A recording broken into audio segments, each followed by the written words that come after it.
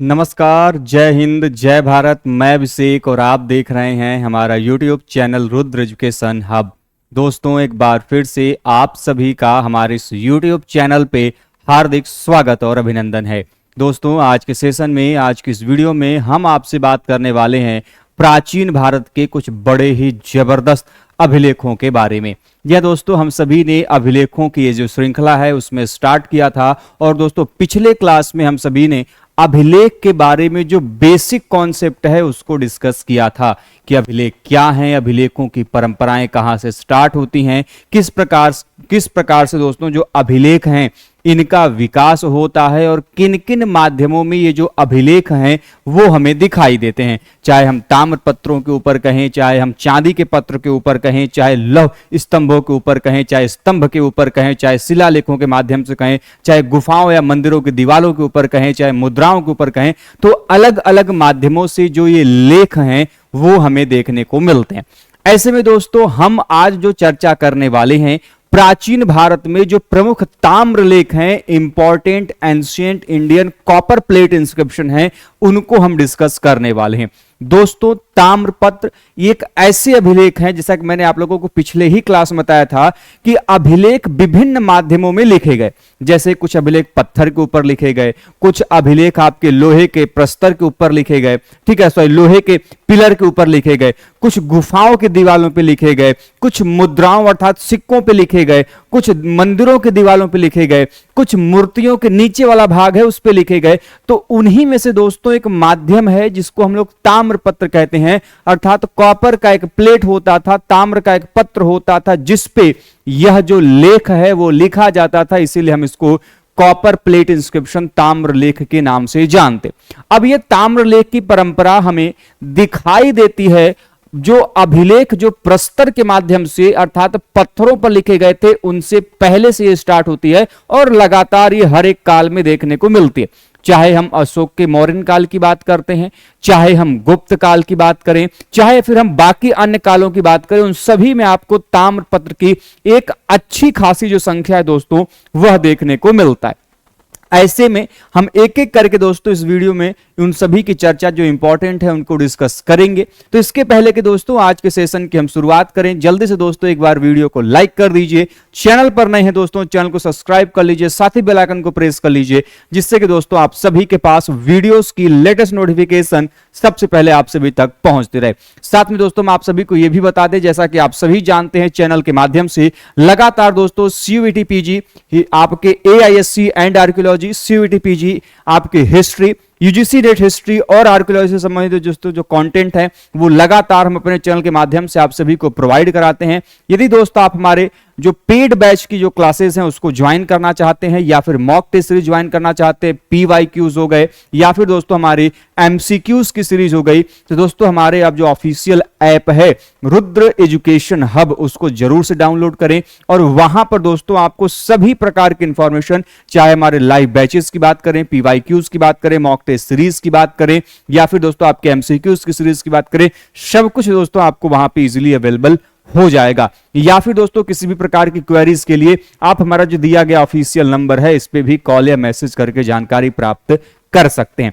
आइए दोस्तों करते हैं अपने वीडियो की शुरुआत। दोस्तों हम बात करने वाले हैं ताम्र लेखों के बारे में। सबसे पहले हम दोस्तों बात करेंगे मौर्य युग का जो सोहगौरा कॉपर प्लेट इंस्क्रिप्शन है, सोहगौरा ताम्र लेख है, इसके बारे में। अब ये दोस्तों जिससे हम बात करते हैं सोहगौरा कॉपर प्लेट इंस्क्रिप्शन जो कि काफी ज्यादा महत्वपूर्ण है।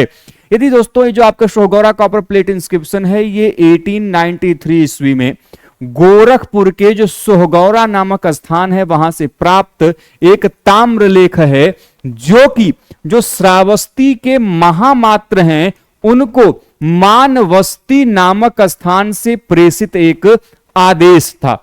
अब एक बात को समझिएगा कि जो सोहगौरा कॉपर प्लेट इंस्क्रिप्शन है, आप जितने भी अभिलेखों के नाम दोस्तों सुनेंगे, देखिए आप दिल्ली गुर्जरा, दिल्ली टोपर, महास्थान, सोहगौरा, मंदसौर, जितने आप अभिलेखों के नाम सुनते हैं, पहली बात तो ये जान लीजिए ये अभिलेखों के नाम जिन स्थानों से प्राप्त होते हैं एक्चुअली में वो उन स्थानों के नाम ही होते हैं जो कि अभिलेखों को दिए जाते हैं। जैसे सोहगौरा एक गोरखपुर में स्थान है और वहां से प्राप्त होने के वजह से इस अभिलेख का नाम क्या पड़ा, सोहगौरा पड़ा। और क्योंकि ये ताम्रलेख के माध्यम से है, इसे हम सोहगौरा ताम्रलेख कहते हैं। तो ये बात दिमाग में रख लीजिए, जो भी बच्चा एकदम बेसिक वाला है, क्योंकि देखिए वैसे तो सभी बच्चे जानते हैं, लेकिन यदि आप पहली बार अभिलेखों से संबंधित कोई जानकारी प्राप्त कर रहे हैं तो ये समझ लीजिए कि एक्चुअली में जो ये अभिलेख होते हैं ये स्थानों के नाम हैं जहां से ये प्राप्त हुए हैं। ठीक है, अधिकांशतः उन्हीं के आधार पर इनका नामकरण किया जाता है। कुछ एक नामकरण आपको अपवाद स्वरूप मिलेंगे जो कि मैं आपको समय के साथ बताऊंगा। तो सोहगौरा से यह अभिलेख प्राप्त हुआ है। कब प्राप्त हुआ? 1893 में, गोरखपुर जो कि यूपी का रीजन है वहां से। अब यह अभिलेख जो है किसके बारे में बात करता है? जो श्रावस्ती के महामात्र हैं। किसकी बात करता है बेटे? श्रावस्ती के जो महामात्र हैं इनका उल्लेख करता है और बताता है कि जो श्रावस्ती के महामात्र हैं ये उनको आदेश था। कहां से आदेश प्राप्त था? जो मानवस्ती नामक स्थान है वहां से एक प्रेषित आदेश के रूप में जो अभिलेख है दोस्तों वो दिखाई देता है। और मौर्यों के बाद ताम्रपत्र ईसा की आरंभिक शतकों से ही नियमित रूप से जो है हमें मिलने स्टार्ट हो जाते हैं। तो मौर्य काल में रेयर मिले हुए हैं, मतलब कि बहुत कम संख्या है इनकी मिली हुई है। लेकिन जब आप मौर्य काल के बाद की जब स्थिति देखोगे आप तो इनकी संख्या, काफी अच्छी संख्या में इनके जो प्रमाण है वो हमें दिखाई देते हैं। ऐसे में एक और बड़ा जबरदस्त इंस्क्रिप्शन है संजेली ताम्रपत्र। मैं आप सभी को बता दूं कि यहां पे केवल और केवल जो प्रमुख ताम्रपत्र हैं उनके बारे में एक ब्रीफ इंफॉर्मेशन हम आपसे डिस्कस कर रहे हैं। जैसा कि मैंने आप सभी जानते हैं कि हमारा एक और सेगमेंट है आपका एपिग्राफी का अभिलेखों का, जिसमें हम एक एक सिंगल अभिलेख पे डिटेल डिस्कशन करते हैं, पूरी व्यवस्थित तरीके से जानकारी देते हैं कि वो अभिलेख खोजा कब गया, उसको पहली बार प्रकाशित कब किया गया, कहां से प्राप्त हुआ है, उसकी लिपि क्या है, उसकी भाषा क्या है, उसमें क्या कुछ तथ्य मिलते हैं, उसका अनुवाद क्या है, कितनी पंक्तियां हैं। वो हमारी अलग सीरीज है, तो उससे इसको कंपेयर ना करें। यहां पे केवल हम ब्रीफ जो डिस्कशन है वो आपके साथ शेयर करें। कल को यदि आपको कोई कॉम्पिटिटिव एग्जाम देना है तो वहां के लिए आपके लिए बहुत बेस्ट है। ठीक है, यदि आप जैसे यूजीसी नेट का एग्जाम की तैयारी कर रहे हैं तो वो वाली सीरीज आपके लिए, या फिर एकेडमिक लेवल पे आप तैयारी करें तो वो वाली सीरीज आपके लिए बेहतर होगी। ठीक है, संजेली ताम्रपत्र किसका है? तो हूण शासक तोरमाड़ का है। आज ही मैंने पेड बैच में जब मैं पढ़ा रहा था अभिलेख है आप लोगों का, जो यूजीसी नेट आर्कियोलॉजी की जो क्लासेस हैं पेड बैच की, उसी में हूण शासक तोरमाड़ की बात कर रहा था। तोरमाड़, यदि आपने पढ़ा होगा कि जो हूण है ये सेंट्रल एशिया के एक बर्बर जाति थी जो कि इन्होंने वहां से विस्थापित होकर इनकी दो शाखाएं बनी, एक वेस्टर्न ब्रांच और दूसरी ईस्टर्न ब्रांच, जिसको हम लोग पश्चिमी शाखा और पूर्वी शाखा के रूप में जानते हैं हूणों की। तो जो पश्चिमी शाखा है वो रोम की तरफ विस्थापित हो गई, जो उनकी पूर्वी शाखा थी ये भारत में आती है और हूणों के रूप में जानी जाती है। और यही हूण है जिन्होंने कुषाण वंश की जो प्रारंभिक जाति थी, जिसको हम लोग यूची जनजाति के रूप में जानते हैं, उनको भी अपने मूल स्थान से विस्थापित किया था। तो पहला अभियान भारत में हूणों का वो स्कंदगुप्त के शासन काल में होता है, जैसा कि आप सभी जानते हैं, जिसका उल्लेख हमें मलेक्ष के रूप में जूनागढ़ इंस्क्रिप्शन में प्राप्त होता है, जहां पे हूणों के लिए मलेक्ष शब्द का उल्लेख मिलता है। वहीं पे भीतरी इंस्क्रिप्शन जो है स्कंदगुप्त का, उसमें भी हूण आक्रमण की जानकारी मिलती है। और हूण आक्रमण में जो पहला आक्रमणकारी है जो जिसने भारत के विरुद्ध यह अभियान किया था, उसका नाम था खुश नवाज। उसके बाद जो दूसरा आक्रांता था भारत में जिसने महत्वपूर्ण कार्य किया वो थे आपके तोरमाड़, और तोरमाड़ के बाद जो अगले महत्वपूर्ण शासक होंगे वो होंगे आपके मिहिरकुल। मिहिरकुल जो कि आपके ग्वालियर अभिलेख में उनकी चर्चा जो है देखने को मिलता है। तो ये तीन शासक आपको ध्यान रखने, खुशनवाज, तोरमाड़ और मिहिरकुल। ठीक है, मिहिरकुल काफी आक्रांता है, बौद्धों के खिलाफ उन्होंने, बुद्ध के जो बौद्ध भिक्षु हैं उनके खिलाफ उन्होंने काफी महत्वपूर्ण अभियान किए। अभियान क्या किए? मतलब बर्बरता की थी उन्होंने। गांधार के रीजन में उन्होंने हजारों की संख्या में स्तूप और महाविहारों को उन्होंने नष्ट करा दिया था। ठीक है, तो खैर हम उसकी बात नहीं कर रहे हैं, बस थोड़ा सा मैंने आप लोगों को कनेक्ट करने के लिए बताया कि हूण है कौन।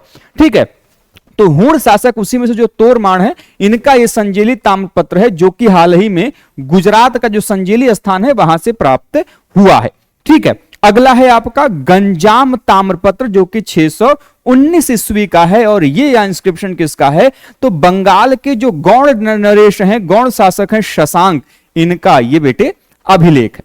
ठीक है, वहीं पे यदि हम बात करते हैं कि जो बांस खेड़ा इंस्क्रिप्शन है जो कि 628 ईस्वी का है और दूसरा मधुबन इंस्क्रिप्शन जो कि आपके 631 ईस्वी का। ये दोनों ताम्रपत्रों के माध्यम से प्राप्त होते हैं और ये दोनों जो शासक हैं ये आपके किसके द्वारा जारी किया गया?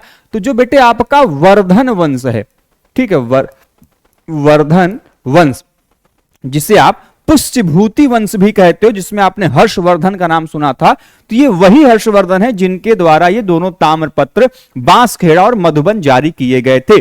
इनमें से Banskhera one of the most important inscription है और इसको ध्यान में भी रखिएगा कि इस बांसखेड़ा लेख में हर्षवर्धन के जो हस्ताक्षर हैं, जो सिग्नेचर हैं बेटे, वो प्राप्त होता है। आपकी एग्जाम में क्वेश्चन पूछा जाता है कि निम्नलिखित में से किस शासक के कौन से अभिलेख में हर्षवर्धन का जो सिग्नेचर है, जो साइन है, वो प्राप्त होता है? तो जो बांसखेड़ा कॉपर प्लेट इंस्क्रिप्शन है जिसकी डेटिंग कितनी बेटे 628 ईस्वी है, उसमें देखने को मिलता है। अब एक चीज ध्यान रखिएगा कि अभिलेख न केवल सामाजिक बल्कि आर्थिक, धार्मिक सभी प्रकार की जो इंफॉर्मेशन है वो देते हैं।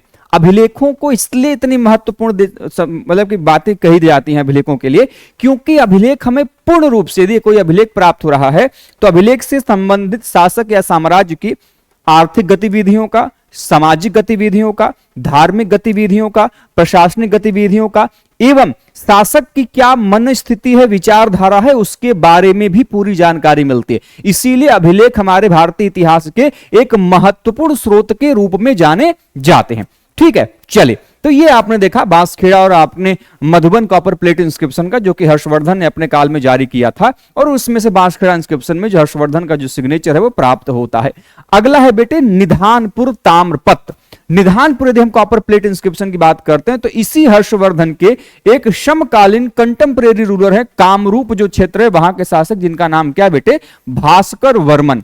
पहली बात तो जितने कॉपर प्लेट इंस्क्रिप्शन में बता रहा हूं किस डायनेस्टी या फिर किस शासक से संबंधित है उसको आपको लिखना है। देखिए बेटे नोट्स कैसे बनाएंगे, जब भी आप हिस्ट्री पढ़ रहे होते हैं तो देखिए नोट्स कई प्रकार से बनाए जाते हैं। यदि मैं यहां मान लीजिए यहां पे ब्रीफ पढ़ा रहा हूं, अभी ब्रीफ इंफॉर्मेशन मैं आपको दे रहा हूं, तो एक तरफ आपको बेटे लिखना होगा अभिलेख, ठीक है, दूसरी तरफ किस स्थान से प्राप्त हुए, तीसरा संबंधित शासक का नाम, यदि उसमें डेट मेंशन है तो उसकी तिथि, ठीक है, उसमें क्या कुछ जानकारी प्राप्त हुई है वो।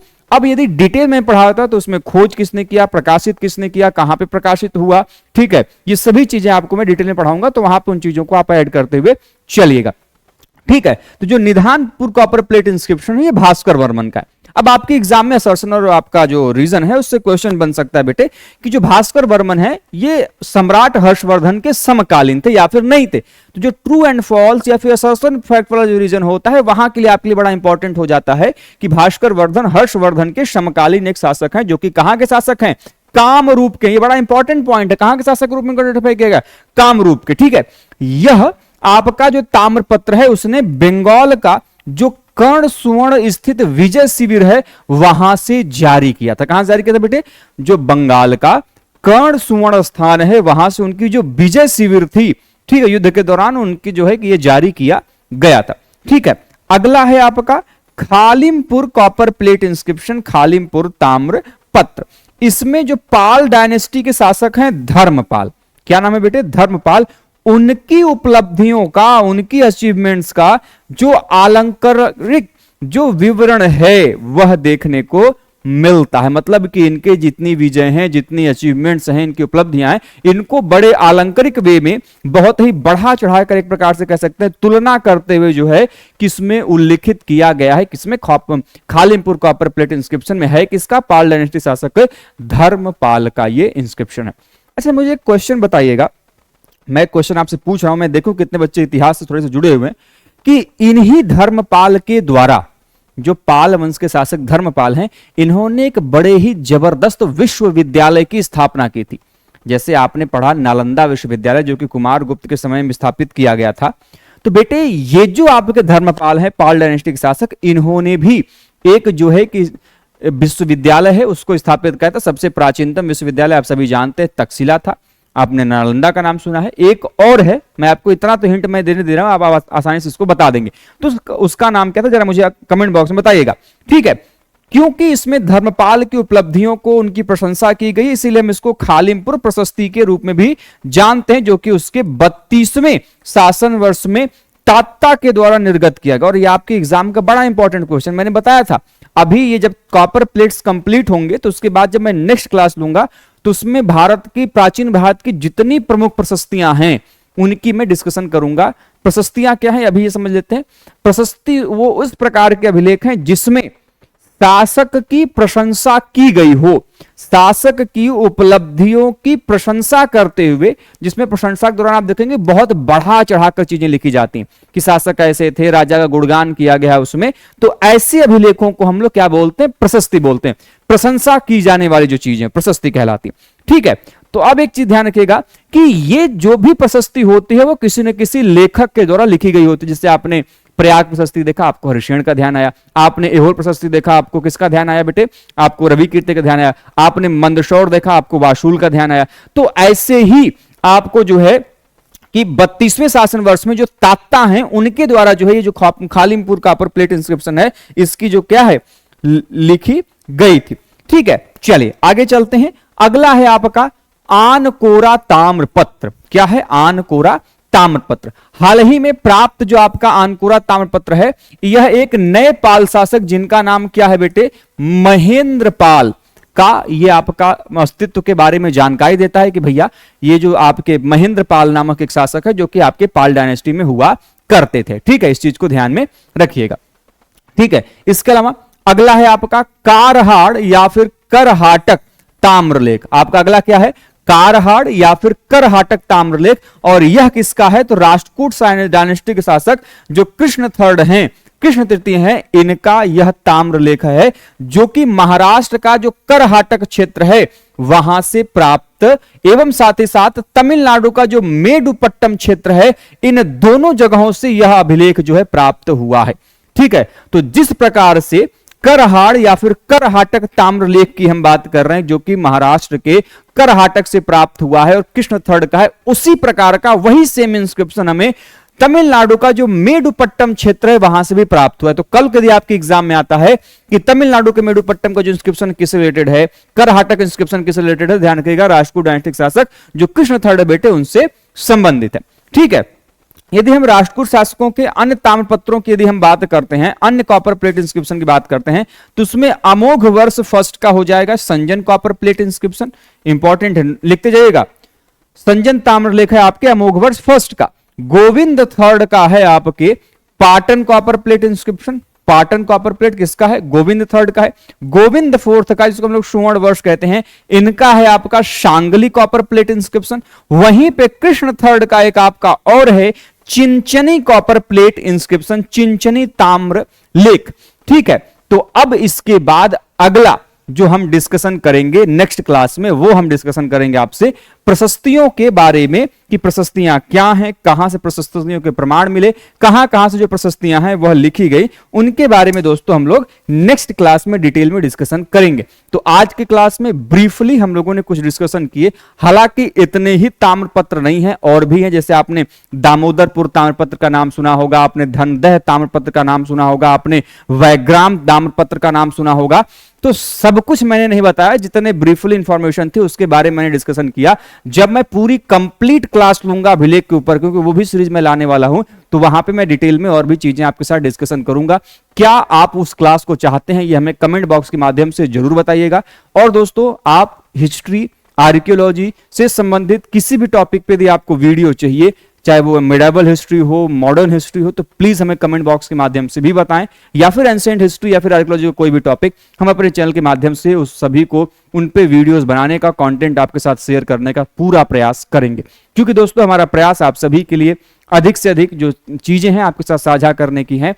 तो उम्मीद करते दोस्तों ये वीडियो आप लोगों को पसंद आई होगी। वीडियो कैसा लगा दोस्तों आप हमें कमेंट बॉक्स में बताना न भूलें, आपका फीडबैक ही दोस्तों हमें बेहतर बनाता है। तो मिलते हैं दोस्तों नेक्स्ट सेशन में कुछ अन्य जबरदस्त इंफॉर्मेशन और फैक्ट के साथ। तब तक के लिए आप स्वस्थ रहें, मस्त रहें। जय हिंद, जय भारत, हर हर महादेव।